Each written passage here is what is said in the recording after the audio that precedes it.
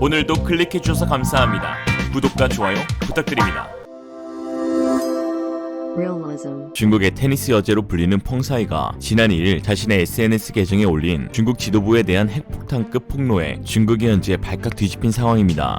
펑사이가 폭로한 대상은 중국 전 국무원 상무부총리이자 제18대 중앙정치국 상무위원을 지낸 장가오리인데요. 폭로글은 올린 지 20분 만에 삭제되었고 56만 명의 팔로워를 보유한 펑사이의 SNS 계정은 현재 검색이 불가능한 상태입니다. 전직 공산당 최고위급 관료의 스캔들이 터지자 중국 지도부 전체에 대한 중국인들의 신뢰도가 크게 하락하게 되는 타격을 입게 될 것으로 보이는데요. 펑사이는 자신의 폭로글에서 장가오리와 그 부인의 실명을 거론한 것은 물론 만남의 시작과 과정, 장소, 이동수단, 본인의 친경 그리고 자신의 처지 등에 대해 매우 구체적이고 상세하게 적었습니다. 요약하자면 10년 전 자신과 일회성 관계를 가진 후 떠났던 장가오리가 3년 전 다시 찾아왔고 최근까지 내연 관계를 유지하다가 다시 그에게 버림을 받았다는 것입니다. 펑사이는 이 관계로부터 혜택을 받거나 이득을 탐한 적이 없기에 본인의 기억 외에 녹음이나 영상 같은 증거도 남기지 않았다고 하였습니다. 그러면서 당신같이 지체 높은 부총리님은 두려울 게 없다고 했지. 설령 계란으로 바위치기라도 혹은 불에 뛰어드는 나방처럼 죽음을 자초하는 일이라도 나는 당신과 있었던 사실을 말할 거야 라며 비장함을 드러냈습니다. 둘 중 하나는 무조건 사라지게 되는 데스게임이 본격적으로 시작된 것이죠. 현재 나이 75세인 장가오리는 과거 공산당 내 권력 서열 7위에 올랐던 최고위급 지도자입니다. 중국 공산당 정치국 상임위원이며 중국의 단 7명뿐으로 중국 내에서는 마치 신의 존재라 할 수 있죠. 뉴욕타임스는 지난 3일 보도에서 장가오리와 같은 공산당 고위급 인사에 대한 폭로는 이례적이라며 이를 계기로 다른 고위층 지도부에 대한 폭로가 이어질 수 있을 것이라 분석하였습니다. 중국 공직자 세계에서는 내연녀를 일컫는 얼라이의 유무가 자신의 지위와 재력을 가늠하는 척도로 여길 만큼 비일비재한 터라 추가 폭로도 있을 수 있다는 것인데요. 중국 인민대학 위기관리연구센터가 발표한 공무원 이미지 위기보고에 따르면 유죄 판결을 받은 부정부패 관료의 95%가 한 명 이상의 얼라이를 두고 있으며 특히 간부급 관리의 60% 이상이 얼라이를 두고 있는 것으로 드러났습니다. 중국계 미국인 출신 작가 켄 리우의 저서 레귤러의 한 글귀가 떠오릅니다. 만약 중국에서 혁명이 일어난다면 그 출발점은 대중연설이 아니라 첩들일 거야. 한편 일각에서는 이번 폭로가 현 지도부에 의해 설계된 것일 수 있다는 의견이 제시되기도 하였는데요. 폭로글이 올라온 중국 SNS 웨이보에서는 중국 당국의 만리 방화벽으로 불리는 폐쇄적이고 치밀한 검열 시스템 때문에 금지어가 포함된 게시글은 아예 업로드가 되지도 않습니다. 당연히 시진핑, 핑핑이, 푸, 시진핑 못생겼어, 시진핑 빵꾸똥꾸와 같은 단어는 올라가지도 않을 뿐더러 시진핑 외에 다른 고위 관료들의 본명 또한 금지어로 차단됩니다. 그러나 펑사이의 글에서는 부총리까지 지낸 장가오리의 본명이 그대로 노출되어 있었다는 것이죠. 이에 이번 사태를 공산당 내부 권력 다툼의 연장선, 즉 시진핑의 수청일기로 보는 시각도 적지 않습니다. 장가오리 역시 대표적인 장점인 계열 인사로 시진핑의 반대파에 대한 경고의 메시지로 보는 것이죠. 월스트리트저널은 장 전 부총리와 같은 고위 정치 지도자에 대한 공개적 비난은 전례가 거의 없지만 중국 공산당은 실각한 고위 관리들과 간부들의 성적 비리를 폭로하는 전통을 가지고 있다고 지적하였습니다.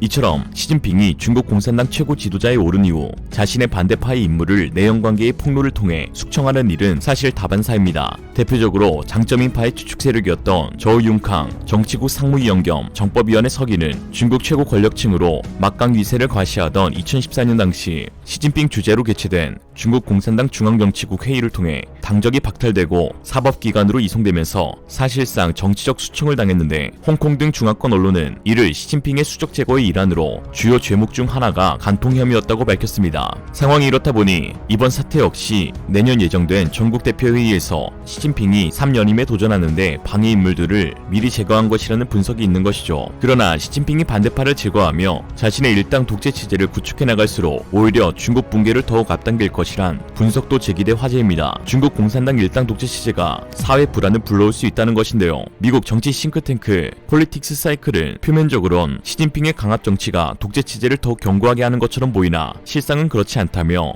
압박이 있는 곳에 저항이 있고 독재는 필연적인 저항을 만들어 사회 붕괴를 가속화한다고 밝혔습니다. 필리핀, 아르헨티나 등 멀쩡한 나라가 독재자 한 명의 잘못된 선택으로 인해 한순간에 시궁창에 처박힌 예가 있고 당장 중국조차도 과거 마오쩌둥이 자신의 독재를 구축하기 위해 한 나라 전체를 숙청해버리는 대약진 운동, 문화대혁명을 벌였고 결국은 이로 인해 중국은 100년의 후퇴를 맞이해 마오쩌둥은 역사의 뒤안길로 꺼져버렸습니다. 청나라 말기 때에도 관료들의 부패로 인해서 서구 제국주의 열강의 중국 침탈이 가능해졌으며 국공 분열이 일본 제국주의의 만주 침략으로 나타났습니다. 즉 내부적인 변수에 의해 촉발되고 외부적인 요인이 이를 마무리하는 역사에서 곧 미래에 닥칠 중국의 붕괴를 짐작할 수 있죠. 중국 공산당 일당 독재체제는 무조건적인 검열로 사람들의 입을 막고 권력을 틀어지고 있을 뿐입니다. 중국 인민들은 아무리 공산당 독재 속에서 사상교육을 받았다곤 하나 중국 정부의 강압적인 정책에 불만이 많은 상태입니다. 시진핑 면상에 먹물팩을 해준 이 여성이라던가 중국 건법 고수를 지칭하는 사기꾼을 상대로 참교육을 시키는 쉬사오 등 또 우한 코로나 사태를 폭로했던 천추스와 같은 사람들이 나오고 있는 것도 모두 공산당에 대한 불만이 터졌기 때문입니다. 이렇듯 시진핑이 헌법을 개정해 종신집권의 1인 독재체제를 확고히 하면할수록 더욱더 폐쇄적인 공산주의 정부 구조가 중국의 앞날에 검은 그림자를 들이오고 있는 것이죠. 한 나라의 운영은 자전거 타기와 같습니다. 경제 발전과 민주주의의 페달이 함께 굴러가야 정상적인 국가로 작동할 수 있죠. 그러나 중국의 경제 발전과 민주화에 장애물이 되는 공산주의 체제의 강압적인 정책들은 중국이라는 자전거가 넘어질 수밖에 없게 만듭니다. 내부적 요인뿐만 아니라 외부적 요인으로 꼽히는 국제사회의 고립은 시진핑의 경제정책 실패로 이어지게 하는데요. 실제로 최근 호주와의 국제적 갈등을 겪으며 석탄 수입이 막히자 중국 대부분의 도시가 전력난에 시달리면서 공장이 모두 멈춰버리는 대형 사태가 벌어지기도 하였습니다. 현재 중국의 경제 성장률은 1970년대 이래 최대의 위축을 보이고 있고 이번 전인대에서는 GDP 예상 성장치를 설정하지도 못했는데 이는 1990년대 이래로 전례가 없었던 일입니다. 이것 참 안타까운 일이군요. 특히 미국, 영국 등 영어권 국가 5개국의 정보동맹인 이른바 파이브 아이즈에 한국이 포함될 것으로 예상되면서 중국의 세계 고립화는 더욱 가속화될 것으로 보이는데요. 미 하원 군사위원회가 올 9월 2020 회계연도 국방수권 법안에서 우리나라와 일본, 독일, 인도 등 4개국을 파이브 아이즈에 추가하는 방안을 검토하도록 하는 내용을 담은 데 이어 지난달 28일에도 하원 정보위에서 2022 회계연도 정보수권 법안 부속 보고서에 같은 내용을 포함시킨 것으로 드러났습니다.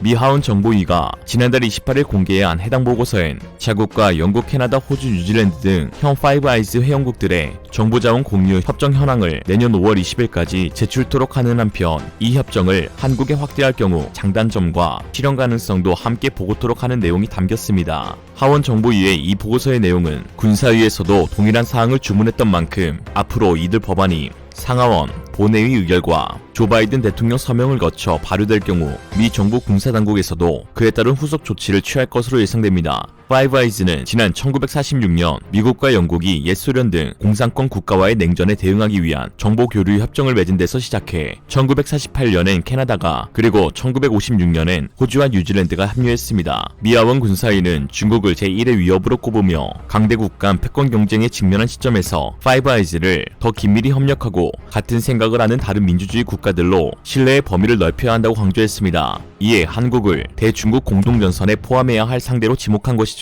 조 바이든 미 행정부는 올 1월 출범 이후 자국과 일본, 인도, 호주가 참여하는 이른바 쿼드 협의체를 영내 동맹국들과 함께하는 자유롭고 개방된 인도태평양 전략 실행에 구심점을 삼아 중국의 영향력 확대를 견제하는 방안을 추진해 왔었습니다. 그러나 쿼드 참가국들과 중국 간의 복잡한 이해관계 때문에 미 정부가 쿼드 협의체를 안보 협의체로까지 발전시키는 방안엔 제동이 걸렸다는 평가가 많습니다. 이 때문에 최근 미 정치권에서 제기된 파이브 아이즈 확대 방안엔 쿼드와는 다른 차원에서 기존 동맹 관계를 최대한 활용해 중국, 러시아, 북한, 이란 등으로부터 안보 위협에 대응하고자 하는 바이든 행정부의 구상이 투영되어 있다는 해석이 나오고 있죠. 일각에선 윌리엄 번스 미 중앙정보국 국장과 에브릴 헤인스 미 국가정보국 국장이 지난달 우리나라를 잇따라 다녀간 것도 이 같은 파이브 아이즈 확대 논의와 관련이 있을 수 있다는 관측이 제기됩니다. 당시 청와대에 따르면 문재인 대통령은 지난달 15일 번스 국장을 접견한 자리에서 양국 간의 긴밀한 정보협력은 굳건한 한미동맹을 지탱하는 힘이라며 국제범죄, 테러, 반확산, 사이버 등으로 확대되고 있는 정보협력이 더 심화 발전해가기 바란다며 우회적으로 파이브 아이즈 참여에 대한 운을 띄웠는데요. 실질적으로 한국이 파이브 아이즈에 참여하게 되면 당연히 중국이 강하게 반발할 것으로 보입니다. 뭐가 됐든 중국이 싫다니 더 하고 싶어지는데요. 이미 지난 9월 왕이 중국 외교 담당 국무위원 겸 외교부장은 방한 당시 미 의회의 파이브 아이즈 확대 논의에 대한 기자들의 질문에 구시대적 냉전의 상문이라며 시대에 뒤떨어졌다고 말했습니다. 그럼해야겠네요. 중국 입장에서는 한미동맹만큼 자신들의 체제에 위협적인 것이 없습니다. 있습니다. 홍콩 사우차이나 모닝포스트는 지난달 31일자 기사에서 한미 군사동맹은 지리적으로 중국에 특히 민감한 문제라며 중국 입장에서 최악의 시나리오 가운데 하나는 대만에서 분쟁이 발생했을 때 26,000명 이상의 미군이 주둔 중인 한국이 미국과 함께 개입하는 것이라고 전했습니다. 풍선에 바람을 계속 넣으면 언젠간 터지기 마련입니다. 시진핑의 강압 정책이 계속될수록 공산당은 인민에 대한 통제권을 잃게 될 것이고 이에 대만을 포함한 홍콩, 마카오 및 소수민족들이 독립하게 되며 중국 영토는 베이징을 중심으로 동부로 쪼그라들게 되겠죠. 오해하실까봐 말씀드리는데 저는 중국을 싫어하지 않습니다. 오히려 너무 좋아해서 한 50개로 많아졌으면 좋겠네요. 결국 시진핑의 독재가 그동안 중국이 쌓아놓은 모든 것을 무너뜨리며 베이징을 중심으로 아시아의 소국가로 전락할 수 있다는 것인데요. 한때 지구촌의 반을 지배하던 소련이나 세계 경제 2위를 달리던 일본이 하루아침에 몰락하여 패권을 잃은 평범한 국가가 될지 누가 예상해나 했겠습니까? 중국은 더하면 더했지 덜하진 않을 것입니다. 땅 크기와는 사뭇 달리 쪼잔한 억압 정책으로 망국의 길을 걷고 있는 중국을 보니 이런 말이 떠오릅니다. 중국은 소국이라 하기엔 땅이 너무 넓고 대국이라 하기엔 사람들의 속이 좁으니 그냥 개시키라 하자. 이상으로 리얼리즘이었습니다. 여러분의 생각은 어떠신가요? 현명하고 지혜로운 여러분의 의견을 지금 댓글에 남겨주세요. 감사합니다.